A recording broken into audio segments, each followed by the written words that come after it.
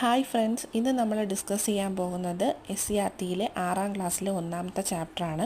മാറ്റത്തിൻ്റെ പൊരുൾ എന്ന് പറഞ്ഞ ചാപ്റ്ററാണ്. അപ്പോൾ അതിൽ ഇമ്പോർട്ടൻ്റ് ആയിട്ടുള്ള ക്വസ്റ്റ്യൻസാണ് ഇവിടെ ഡിസ്കസ് ചെയ്യാൻ പോകുന്നത്. ഫസ്റ്റ് ക്വസ്റ്റ്യൻ വന്നിട്ട് പ്രകാശ സംശ്ലേഷണം വഴി ഉണ്ടാകുന്ന ഊർജ്ജ മാറ്റം ഏത് എന്നാണ് ക്വസ്റ്റ്യൻ. അതിന് ആൻസറായിട്ട് വരുന്നത് സൗരോർജ്ജത്തെ രാസോർജ്ജമാക്കി മാറ്റുന്നു എന്നതാണ്. രണ്ടാമത്തെ ക്വസ്റ്റ്യൻ വരുന്നത് ഭൗതിക മാറ്റത്തെ സംബന്ധിച്ച സവിശേഷതകൾ ഒരു 3 ഓപ്ഷൻ കൊടുത്തിട്ടുണ്ട്. അതിൽ കറക്റ്റ് ആയിട്ടുള്ളത് ഏത് എന്നുള്ളതാണ്.